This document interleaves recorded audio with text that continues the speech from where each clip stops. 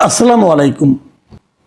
দর্শকের কথা অনুষ্ঠানে আপনাদের সকলকে আমন্ত্রণ জানাচ্ছি। আজ আমরা যে কন্টেন্টের কমেন্টগুলো নিয়ে কথা বলবো, সেই কন্টেন্টটা আজ থেকে 3 দিন আগে আমাদের এই চ্যানেলে প্রচারিত হয়েছিল। সেটার টাইটেল ছিল যে অনেক সমীকরণই পাল্টে যাবে এবারের নির্বাচনে। মানে এই কন্টেন্টে আমি আসলে বলতে চেয়েছিলাম যে এবারের নির্বাচনে ভোট দেওয়ার ক্ষেত্রে সাধারণ মানুষের কাছে প্রধান যে ইস্যুটা থাকবে সেটা হলো দুর্নীতি।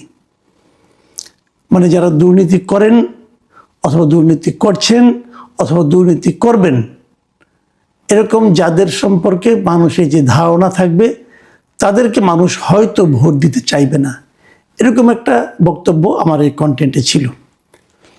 এবং এখানে যে কমেন্টগুলো পড়েছে, বিভিন্ন ধরনের কমেন্ট পড়েছে। কেউ সমালোচনা করেছেন, কেউ প্রশংসা করেছেন। সেগুলো থেকে কয়েকটা নির্বাচিত কমেন্ট আমি পড়ছি। আমি প্রথমে বলে নেই, অনেকেই মনে করেন যে কেবল যে কমেন্টগুলোতে আমার প্রশংসা আসে সেগুলি আমি পড়ি। আবার কেউ কেউ বলেন যে না, আমি বেছে বেছে যেগুলি মোলায়েম সমালোচনা সেগুলো পড়ি। তো এক্ষেত্রে আমি বলি ভাই, আসলে তা নয়। অনেক ধরনের কমেন্টই পড়ে, ধরেন প্রায় 1000-এর মতো কমেন্ট পড়লো। আমি তো সবগুলি পড়তে পারবো না, কাজে আমি গোটা 20 কমেন্ট সাধারণত পড়ি। 20টা বড় জোর 15 থেকে 20 এরকম, কখনো কখনো 22-23টা পড়ি। যদি বেশি পড়ি তাহলে কমেন্ট বেশি হয়, কিন্তু আমার আলোচনাটা আবার হয় না।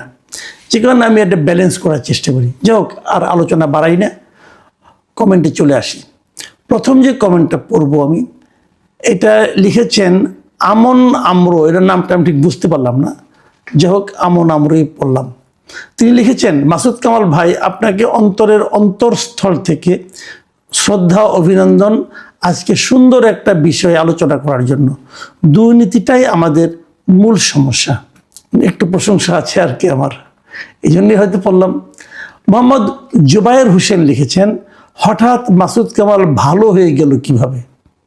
দেখুন, কিছু প্রশংসা আসতেছে, কিন্তু আবার এটার মধ্যে একটা খোঁচা আছে। মানে আমি এতদিন খারাপ ছিলাম, হঠাৎ করে এই কন্টেন্টের মাধ্যমে ভালো হয়ে গেছি। আচ্ছা, একটু পরে বলি, কয়েকটা কমেন্ট পড়ে নিয়ে একবারে মন্তব্য করি। পবিত্র লিখেছেন, মাসুদ ভাই ইজ ব্যাক। আজকে জনগণের দালালি করলেন, আমাদের মনের কথা বললেন। আমরা আর আওয়ামী লীগ বিএনপি লুটেরাদের চাই না। ডিজে মাই লাভ, তিনি লিখেছেন, আমি আপনাকে দালাল বলে কমেন্ট করি, আজকে আপনাকে লাভ দিলাম, কিন্তু জানি আপনি খুশি হবেন না। আমরা সাধারণ মানুষ চাই আমাদের একটা সুশীল সমাজটা নৈবেত্তিক কথা বলুক। জামাত হোক, এনসিপি, বিএনপি বাংলাদেশের পক্ষে, কোনো দলের পক্ষে নয়। যাই হোক, একে লক্ষ্য করেন, ডিজে মাই লাভ, আপনি ডিজের মধ্যে লিখেছেন। আপনি এত বড় একটা লেখা লিখেছেন, মাঝখানে কোথাও দাড়ি, কমা না সেমিকোলন কিচ্ছু নাই। কাজে আমি কিন্তু বুঝতে পারি না, বিভ্রান্ত হয়ে যাই যে কোনটা আপনার সেন্টেন্স হলো। কাজে আমি আমার মতো করে পড়েছি, শেষ দিকে এসে কিন্তু আমিও এলোমেলো বাঁধিয়ে ফেলেছি। কাজে আমি সবাইকে অনুরোধ করব, যখন কমেন্ট করবেন এই জ্যোতি চিহ্নগুলো একটু দিয়েন। মানে কোথায় আমাকে থামতে হবে এটা যদি আপনি বলে দেন তাহলে ভালো হয়। কারণ আমি যদি আমার মতো করে থামি তাহলে হয়তো অর্থটা ভুলও হতে পারে। সবাইকে রিকোয়েস্ট, এই কাজটা করবেন। যাও, আমি এখন এই যে কয়েকটা কমেন্ট পড়লাম, যারা আমাকে প্রশংসা করলেন, যারা আমাকে সমালোচনা করলেন, তাদের আরও কিছু আছে, এরকম পরে বলছি। এখানে দেখুন, একটা জিনিস হলো কি, অনেকে আমাকে মাঝখানে অনেকদিন পছন্দ করেন, আজকে আবার করেছেন। তার মানে এই না আগামীকাল করবেন। বিষয়টা দাঁড়াচ্ছে এটাই, আমাদের যে মন মানসিকতা। ধরেন আপনি একটা কথা ভাবেন, যদি আপনার ভাবনার সঙ্গে আমার ভাবনাটা মিলে যায় তাহলে আপনি মনে করেন আমি জনগণের পক্ষে আছি। আর যদি আপনার ভাবনার সঙ্গে আমার ভাবনাটা না মিলে যায় তাহলে আপনি ভাবেন আমি দালাল হয়ে গেছি। অথবা আমাদের অনেকে কিন্তু রাজনৈতিকভাবে কোনো না কোনো দলের সঙ্গে নিজের নৈকট্য অনুভব করেন। অনেকে মনে করেন যে তিনি হয়তো বিএনপি করতে চান, অনেকে আছেন জামাতের পক্ষে, অনেকে আছেন আওয়ামী লীগের পক্ষে। এখন আমার এই বক্তব্যটা যদি জামাতের পক্ষে যায়, অথবা আপনি যদি মনে করেন যে জামাতের পক্ষে গিয়েছে, তাহলে আপনি মনে করেন যে আমি ঠিক আছি। ভাই, আমি আমার জায়গাতে আছি, আমার হিসাবটা আপনারা একটু খেয়াল করার চেষ্টা করেন। আমি কি বলেছি, আমি কোনো দলের লোক না রে ভাই। আমি বেসিক্যালি সাংবাদিকতাই করেছি গত 3.5 দশক ধরে। দোয়া করবেন যেন শেষ পর্যন্ত সাংবাদিক হিসাবেই মরতে পারি। আর আমার কোনো রাজনৈতিক অভিলাষ নাই, আমার কোনো রাজনৈতিক সম্পৃক্ততা নাই কোনো দলের সঙ্গে। আমি যখন যেটা ভালো লাগে সেটাকে ভালো বলি, যেটাকে খারাপ লাগে সেটাকে খারাপ বলি। খারাপ বললে কে কষ্ট পাবেন সেটা আমি তাকাই না, ভালো বললে কে খুশি হবেন সেটাও আমাকে মোটেই স্পর্শ করে না। আমার সম্পর্কে বেশি বলার দরকার নাই, লজ্জাও লাগে, আরেকবার বললাম আর কি। আসেন এর পরের কমেন্টটা যাই। এটা জাকির ভাই লিখেছেন, আমি আপনার কন্টেন্ট নিয়মিত দেখি, কখনো ভালো লাগে আবার কখনো বিরক্ত হয়ে আনসাবস্ক্রাইবও করি, পরে আবার সাবস্ক্রাইব করি, কারণ আপনি মাঝে মাঝে আজাইরা পেঁচালো বলেন, কিন্তু আজকে যে কন্টেন্টটা দিয়েছেন সেটা একদম সাধারণ মানুষের মনের কথা। এই ধরনের কন্টেন্টটি আসলে আপনার সবচেয়ে বেস্ট। তাই আজকের কন্টেন্টের জন্য আমি মন থেকে সত্যি অ্যাপ্রিসিয়েট করতে চাই। আমি আপনাকে বলতে চাই, সবসময় সাধারণ মানুষের কথা বলুন, সাধারণ মানুষের পালস বুঝে কন্টেন্ট তৈরি করুন, তাহলে মানুষ আপনাকে মন থেকে সাপোর্ট করবে। জাকির ভাই, আপনাকে অনেক ধন্যবাদ। আপনার এই বক্তব্যের সঙ্গে আমিও একমত। এম আলী লিখেছেন, মাসুদ কামালের সাথে নিরপেক্ষতাই মানানসই, আশা করি ভবিষ্যতেও জনগণের হয়ে নিরপেক্ষ কথা বলবেন। আতাউর রহমান খান লিখেছেন, এরূপ স্পষ্টবাদীদের জন্য রাষ্ট্র কর্তৃক সেফগার্ড থাকা উচিত। দেখেন আতাউর রহমান খান সাহেব, আপনাকে আমি বলি, আপনার এই কমেন্টটা আমার খুশি হওয়ার কথা, কিন্তু আমি খুশি হতে চাই, কিন্তু আমি একটু ব্যাখ্যা করি এখানে। দেখুন, আমার কোনো সেফগার্ড দরকার নাই। যেই স্পষ্টবাদী হোক তার জন্য সেফগার্ড আলাদাভাবে থাকতে হবে কেন? কথাটা হলো, যে কথা বলবে সে কথা বলবে, তার উপরে হুমকিটা আসবে কেন? হুমকি না আসলে সে সেফ। যারা এই ধরনের হুমকি ক্রিয়েট করেন অথবা যারা মব করেন, যারা গালাগালি করেন, যারা তার জীবনকে অতিষ্ঠ করে তুলতে চান, তাদের ব্যাপারে রাষ্ট্র ব্যবস্থা নিক। সেটা কিন্তু আমার জন্য না, সবার জন্যই হোক। আমাকে আলাদাভাবে কোনো সেফটি দেওয়ার দরকার নেই। আমার সেফটি আমি আছি, আল্লাহ আছে, কোনো সমস্যা নেই, হয়ে যাবে। কিন্তু আমার কথা হলো কি, ওই দুষ্ট লোকদের প্রতিহত করা এটা রাষ্ট্রের দায়িত্ব। আলাদাভাবে বাড়তিভাবে আমার জন্য কোনো সেফটির দরকার নেই। শাহিন মোহাম্মদ লিখেছেন, মাসুদ কামাল ভাই, আমি একটি অনুভূতির কথা বলি, এটা প্লিজ একটু মন দিয়ে শুনেন। আমার এরকম প্রবাসীর 2-3টা অনুভূতি আছে, 2-3 জনের এক্সপিরিয়েন্স আছে, আপনি একটু শুনেন মন দিয়ে।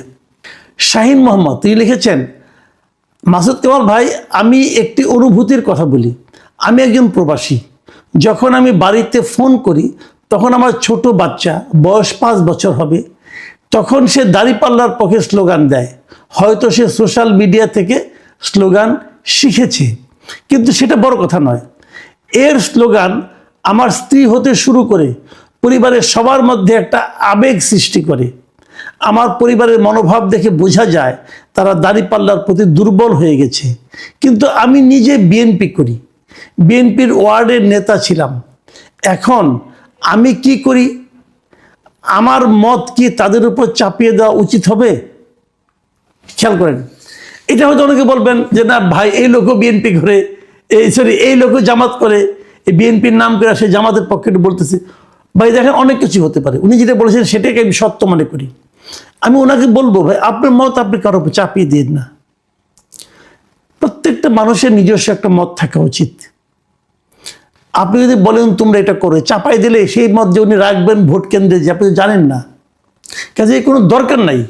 আপনার ভোট আপনি দেন, ওনার ভোট ওনাদেরকে দিতে দেন, সেটাই গণতন্ত্র। একই বাড়ির মধ্যে 5 ধরনের ভোট থাকতে পারে, সেটাই গণতন্ত্র। সবাইকে দল বেঁধে একই মার্কায় ভোট দিতে হবে কেন? আমরা দেখি কার মত থেকে শেষ পর্যন্ত। আচ্ছা, এই একই ধরনের আরেকটা পড়ি আপনাদেরকে। আব্দুর রহিম লিখেছেন, মাসুদ কামাল ভাই কেমন আছেন? আমি একজন আবুধাবি প্রবাসী, আপনার সাথে কথা হয়েছিল। হ্যাঁ, আমার যদ্দূর মনে পড়ে আপনি আমার সঙ্গে একবার ফোনে কথা বলেছিলেন, একবার না বোধহয় একাধিকবার কথা বলেছিলেন। সীতাকুণ্ডতে বাড়ি, আমার একজন প্রবাসী ভাই এখানে আছেন, তার পরিবার নিয়ে থাকেন। শিবিরের লোকজন তার সম্পত্তির দখল নিয়ে নিয়েছে। আমাকে বলতেছে, ভাই আমি এখন কি করব, কোথায় যাব? দেখেন, একটু আগে একজন প্রবাসী বললেন যে তার বাড়িতে তার সন্তান দাঁড়িপাল্লার পক্ষে স্লোগান দিচ্ছে, তার পরিবারের লোকজন দাঁড়িপাল্লার প্রতি এক ধরনের আপনার সহানুভূতি প্রকাশ করেছে। আর এখানে আমি কি দেখলাম, আরেকজন প্রবাসী বলতেছেন যে তার আরেকজন প্রবাসীর বাড়ি শিবিরের লোকজন দখল করে নিচ্ছে। তাহলে আমরা আসলে কিন্তু দু ধরনের চিত্রই দেখছি। জামাতের প্রতি মানুষের যেরকম অনুরাগ দেখছি, সেরকম বিরাগও দেখছি। আমি রহিম ভাইকে বলবো, আপনি আপনার ওই প্রবাসীর কোথার ঘটনা, কিভাবে ঘটনা, ডিটেল আমাকে জানান, ডিটেল জানান। যদি সেটা আমি একটু চেক করে দেখব, যদি সেটা অথেন্টিক হয় আমরা সেটাও প্রচার করব। শিবির একদম যে চাঁদাবাজি করছে না তা তো এখন মনে হচ্ছে না, কাজে সেটাও আমাদের কিন্তু প্রচার করা উচিত। আপনি আমাকে পাঠান ভাই। ডিবেট লিখেছেন, অনেক সুন্দর বাস্তবধর্মী আলোচনা করেছেন, অসংখ্য ধন্যবাদ আপনাকে। চাঁদাবাজি কমলে জিনিসপত্রের দাম অনেকটা কমে আসবে, দেশের সকল ভোটারকে এটা বুঝে ভোট দিতে হবে। ফাতিমা ইসলাম লিখেছেন, হাদিয়ার নামে চাঁদাবাজি করে যে জীবন অতিষ্ঠ করে দিল তা নিয়ে তো কিছু বলেন না। ভাই বলবো কিভাবে? এই তো আপনি বললেন, সমস্যা নাই, একজন বললেই তো হলো। কথাটা প্রকাশ হওয়া দিয়ে কথা। আমি যদি আমার চোখের সামনে থাকে আমি বলবো, যদি আমাকে কেউ তথ্য দেয় তাহলে আমি বলবো, আর আমি তো শুনে বানিয়ে বানিয়ে বলতে পারবো না। আপনি জানেন জিনিসটা, আপনি যদি তথ্য প্রমাণ দেন তাহলে সেটা আরও ভালো হয়।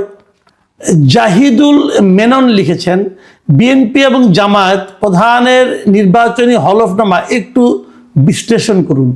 দুর্নীতির বিরুদ্ধে তাদের লড়াই যে কি পরিমাণ ফাঁকা বলি তা সহজেই বুঝতে পারবেন। দেখুন, ইন্টারেস্টিং কথা কিন্তু, যে বিএনপি এবং জামাতের দলীয় প্রধানের যে দুর্নীতি বিরোধী বক্তব্য, সেটাকে এই জাহিদুল মেনন সাহেব মনে করছেন এটা একদম ফাঁকা বলি। কাজে যারা এ ধরনের কথা বলছেন তারা একটু কেয়ারফুল হন। মিস আঞ্জিরা বেগম লিখেছেন, এটা একটু ইন্টারেস্টিং, এই জন্য আমি পড়ছি। উনি আবার এটা ইংরেজিতে লিখেছেন, মানে বাংলিশে লিখেছেন, মানে বাংলার কথা ইংরেজিতে লিখেছেন।